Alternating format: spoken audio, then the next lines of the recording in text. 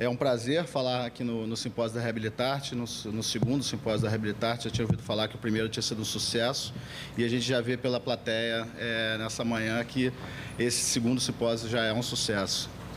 Então, eu vou tentar mostrar para vocês hoje um pouco do que... Eu não estive na palestra da Suzana mais cedo, mas já me falaram que ela falou de algumas coisas que eu vou repetir para vocês hoje. E a nossa ideia aqui é apresentar um pouco das possibilidades que a neurociência nos dá atualmente de transformar o conhecimento básico, quer dizer, o conhecimento gerado a partir de estudos básicos em neurociência, em aplicações clínicas, quer dizer, coisas que a gente vai conseguir utilizar a neurociência para modificar, principalmente, a qualidade de vida dos nossos pacientes. Tá? Então, vou tentar convencer vocês, nesses próximos 20 minutos, sobre a importância de utilizarmos esses mecanismos de neuroplasticidade para tentarmos melhorar, afetarmos de forma positiva a qualidade de vida dos nossos pacientes. Tá?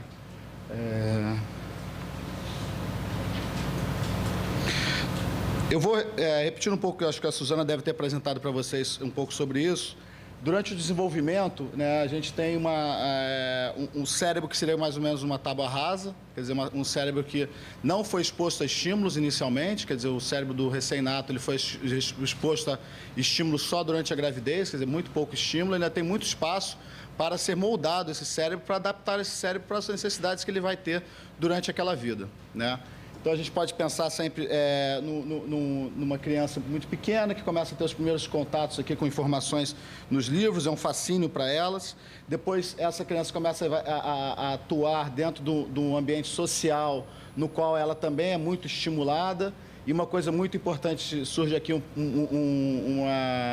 player, muito importante, que é as pessoas gerando recompensa, quer dizer, estimulando essas crianças a aprenderem, e posteriormente, quer dizer, essa mesma criança que estava aqui pequena começou a explorar as figuras de um livro, ela começa a ter habilidades mais específicas, como, por exemplo, tocar violino, como essa menina aqui.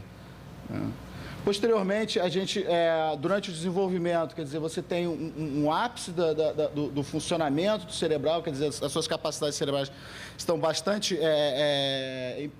importantes, bastante desenvolvidas e permite, então, que se faça trabalhos de maior complexidade.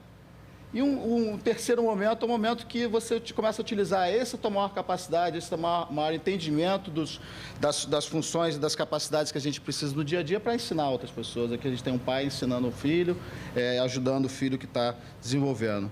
Infelizmente, o último momento, e em muitos casos, é o momento do envelhecimento, é o momento onde algumas funções cerebrais podem estar afetadas. Aqui a gente tem uma senhora que está com dificuldade para ouvir, e o que a gente acha e tem várias evidências na literatura mostrando que esses déficits, quer dizer, mesmo déficits bastante iniciais, como, por exemplo, a pessoa escutar mal o ambiente, podem ter implicações muito importantes na própria plasticidade do cérebro dessa pessoa, como na sua capacidade de interação social.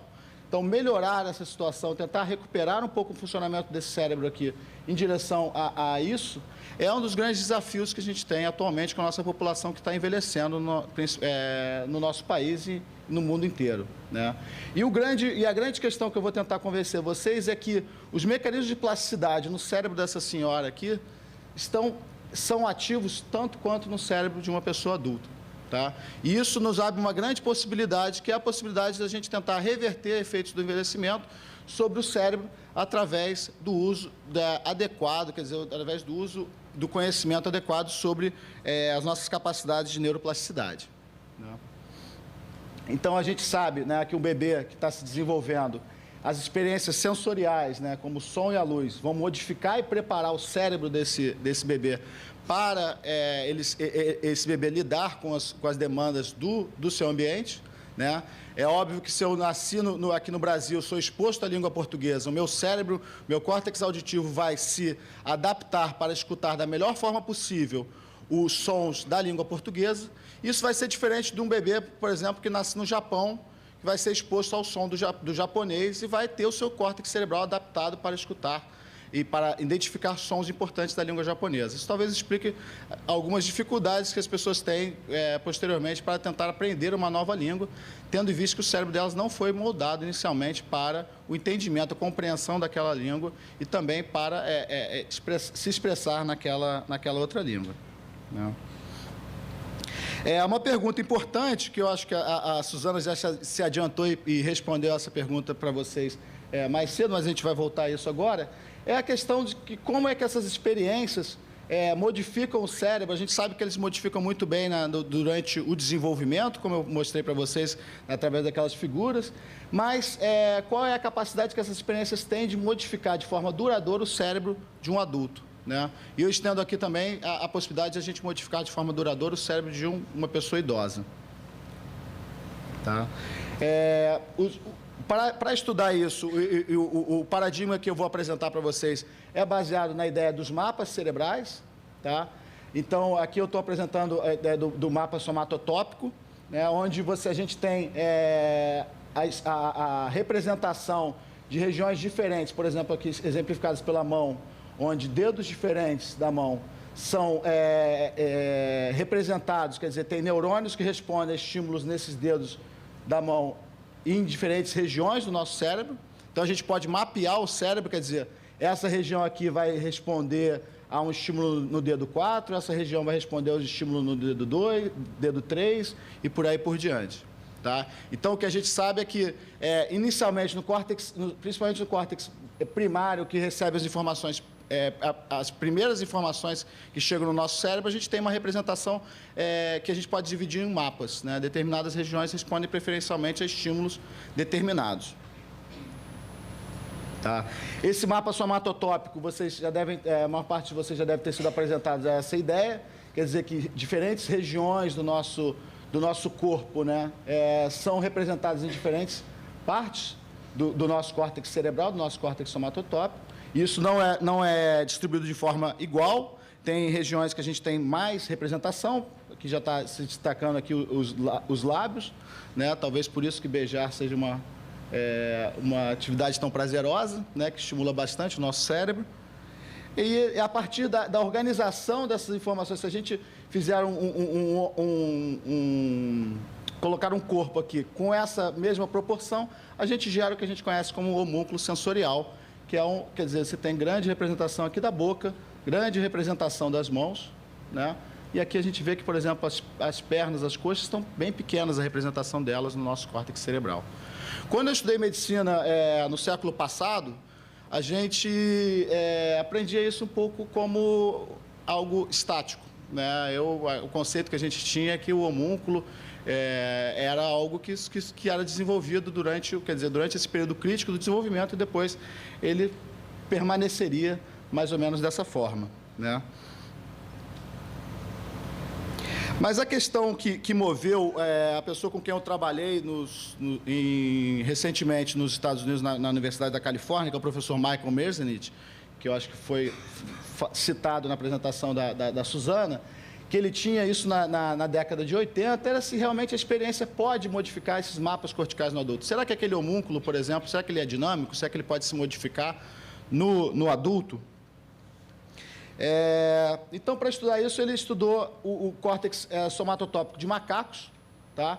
Ele sabia que se ele estimulasse os dedos diferentes do macaco, ele conseguia identificar no córtex desses macacos regiões que respondiam preferencialmente a estímulos, por exemplo, do dedo 3, do dedo 2, do dedo 1, tá?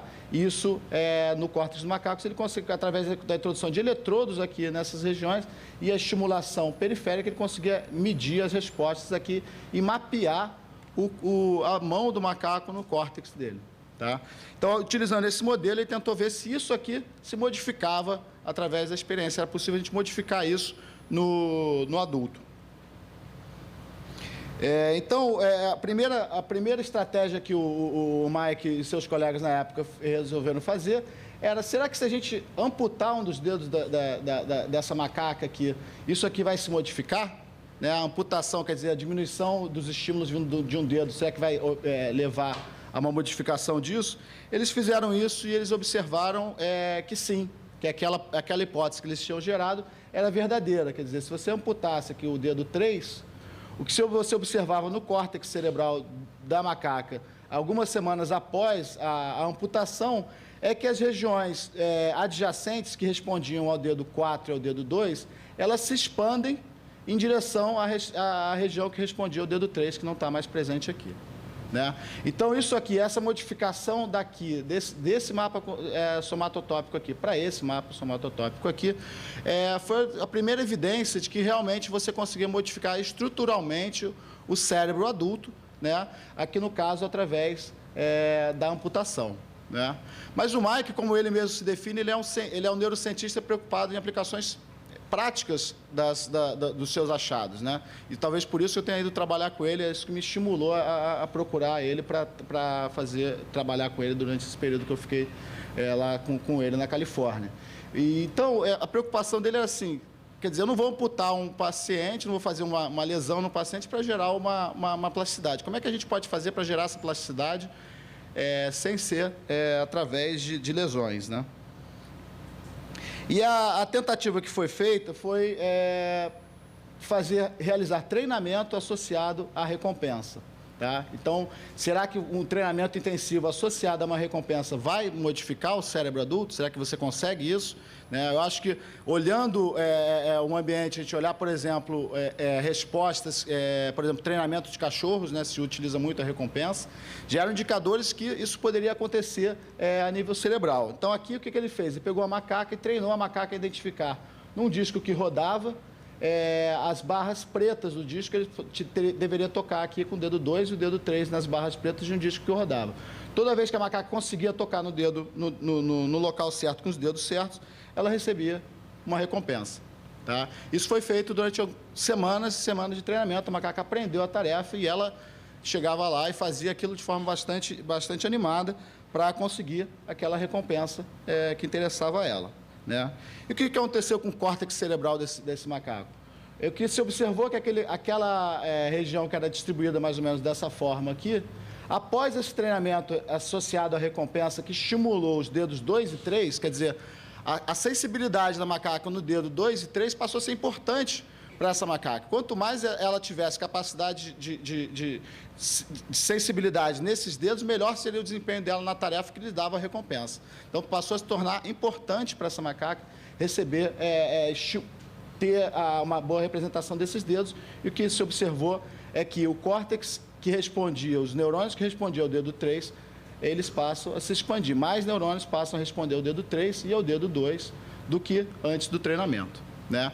Então, isso gerou a possibilidade da gente induzir treinamento cerebral em pessoas, né, adultas, associados à recompensa, que pode gerar, então, modificações no córtex cerebral de forma bastante definida. Posteriormente, esse trabalho foi mostrado que pessoas que tocam violão, né, eles têm um aumento da representação dos dedos que tocam as cordas do violão em relação a pessoas que não tocam violão, mostrando que isso também acontece em vivo. Quer dizer, em humanos você também tem mecanismos semelhantes. Tá?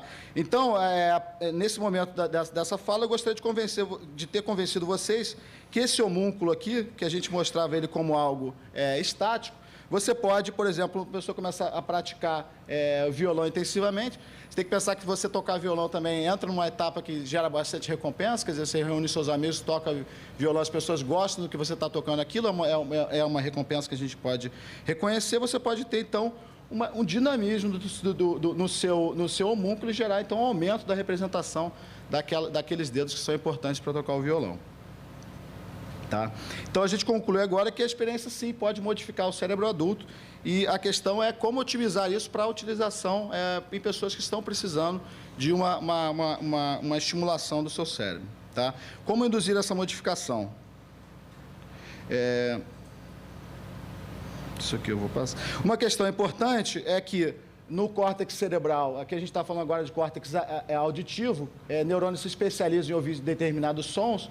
Se você expor aqui é feito em ratos, durante o seu período crítico de desenvolvimento, passivamente a um determinado som, você tem um aumento da representação desse som no córtex cerebral E se você fizer a mesma coisa no adulto, exposição passiva a um determinado som, a gente não tem modificação do córtex cerebral em relação a antes da exposição. Então, o córtex cerebral adulto, ele não se modifica através de exposição passiva, tá? Isso é uma questão importante. Então, ele foi tentar definir quais eram os mecanismos necessários para essa modificação no organismo adulto, né? E uma questão que se estudou inicialmente foi a influência de um núcleo do nosso cérebro, chamado núcleos basales, tá? Que o que se fez, que está relacionado a mecanismos de atenção. Então, o que se fez foi parear um som, tá? O animal era estimulado com o som, associado à estimulação elétrica desses núcleos basales aqui, e que se observou que depois de semanas de treinamento, a região que era pareada com o estímulo do núcleos basales se expandia consideravelmente no córtex desses ratos, mostrando então que é necessário atenção e foco para desenvolver a plasticidade nos adultos, tá? Outro mecanismo importante que foi estudado foi a função da área tegmental ventral, que está relacionado ao mecanismo de recompensa. E aqui se estimulou com um som determinado o rato durante algumas semanas. Então, ele ouvia um som, depois era feita uma estimulação elétrica da área tegmental ventral e depois um segundo som era tocado para os ratos. E o que se observou é que aquele segundo som que era tocado após a estimulação da área tegmental ventral aumentava a sua representação no córtex, porém o som anterior à estimulação não se modificava. Isso é uma questão importante, é a questão da ordem da recompensa. Não adianta você ter recompensa antes de um estímulo, isso não vai gerar plasticidade. A recompensa tem que vir após o estímulo, tá? Então, esse é um dos pontos fundamentais para a neuroplasticidade. Então, a gente, com esses estudos, começou a se convencer de que a neuroplasticidade vai depender de atenção e foco, recompensa, e um terceiro ponto, que são muitas repetições. Um local onde a gente tem essas, que envolve, quer dizer, um tipo de atividade que envolve esses três pontos são os videogames, né? Então, a partir disso, desse conhecimento, se pensou, então, vamos fazer neuroterapia cognitiva, seria o análogo à fisioterapia, mas agora para estimular o nosso cérebro, estimular nossas funções cerebrais, como jogos de computador. Obviamente que isso tem seus desafios, né? Estimular uma senhora que não foi exposta a jogos de computador desde a infância vai ser diferente de estimular uma pessoa que já foi estimulada com jogos de computador.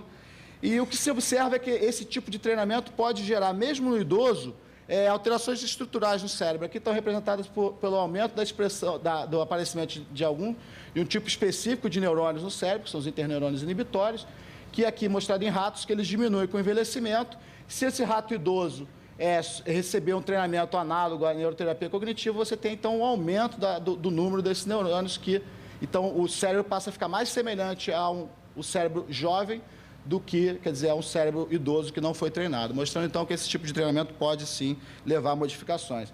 Os exercícios de neuroterapia cognitiva, eu não vou ter como me estender sobre eles, mas eles envolvem esse modelo relacionado análogo aos videogames.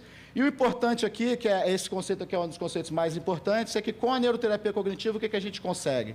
A gente pode conseguir melhorar funções cerebrais iniciais, como a velocidade que a gente recebe as informações, que podem levar a alterações cognitivas importantes, como melhora de atenção, de linguagem, enfim. Mas tudo isso aqui não nos faria nenhuma diferença se a gente não chegar aqui, que é melhorar a qualidade de vida das pessoas. Então, o importante da neuroterapia é a gente conseguir melhorar a vida das pessoas que vão utilizar essa terapia, tá? As primeiras evidências de neuroterapia cognitiva funcionando foi na dislexia, tá? A criança com dislexia, ela tem uma ativação cerebral diferente aqui nas regiões relacionadas à linguagem, e após a neuroterapia cognitiva, que se mostra que ela passa a ativar regiões que são ativadas numa criança normal, que ela não ativava, passam a ser ativadas a partir do uso da neuroterapia cognitiva. E, mais uma vez, o importante disso é que a ativação dessas regiões aqui se correlaciona positivamente com uma melhora na capacidade de linguagem dessas crianças com dislexia. Em esquizofrenia, que é um outro transtorno que tem sido estudado e no qual eu me interesso particularmente, foi observado recentemente que indivíduos com esquizofrenia não ativam regiões frontais aqui como os indivíduos normais, e após a neuroterapia cognitiva, você passa a observar ativações na região mais frontal, mais semelhantes a pessoas normais do que as pessoas com esquizofrenia que não fizeram esse tipo de neuroterapia. Tá? Importante é que essa modificação na atividade do córtex pré-frontal se correlaciona com ganhos na capacidade de vida social dessas pessoas 6 meses depois. Tá? Então, mostrando que você consegue, essa melhora de função cerebral consegue se refletir em uma melhora de vida dessas pessoas. Aqui eu agrupei resultados em pessoas com mais de 65 anos que fizeram neuroterapia cognitiva do tipo auditivo. Então, observa-se que tem uma melhora do processamento auditivo dessas pessoas, na base daquela pirâmide que eu havia mostrado para vocês. Isso leva a uma melhora de memória, né, para recuperação de palavras. Então, a gente normalmente tem um declínio da nossa memória a partir dos 30 anos, isso aqui é bem descrito. Com a neuroterapia cognitiva, você consegue recuperar essas pessoas para níveis semelhantes que elas tinham mais ou menos 10 anos antes. 3 em cada 4 pessoas, esse é o resultado mais importante, refere uma melhora na vida diária após o treinamento, a neuroterapia cognitiva, e você tem uma preservação das atividades diárias e uma questão que os gestores de saúde gostam, e é importante que os gastos médicos dessa população diminuem com o uso da neuroterapia cognitiva. Tá?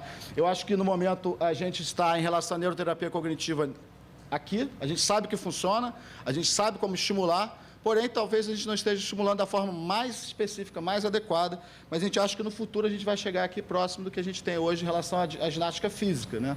Isso funcionava, atualmente a gente consegue estimular especificamente músculos específicos do nosso corpo, como vocês, a maior parte de vocês sabem muito bem, né? Então, a gente acha que um dia a gente vai chegar aqui em relação à neuroterapia cognitiva. Isso aqui eu vou passar. Então, a mensagem que eu gostaria que vocês levassem para casa hoje é que o cérebro adulto e o idoso, que é uma questão bastante importante, é capaz de se modificar. Isso é neuroplasticidade. E a neuroterapia cognitiva, ela vai usar a própria capacidade do cérebro se modificar para beneficiar as pessoas. Os limites disso a gente não conhece, mas uma predição que a gente consegue fazer é que a neuroterapia cognitiva vai ser parte das vidas, como a fisioterapia e a musculação são parte da vida da maior parte das pessoas atualmente, né? Desculpa passar. E muito obrigado pela atenção de vocês.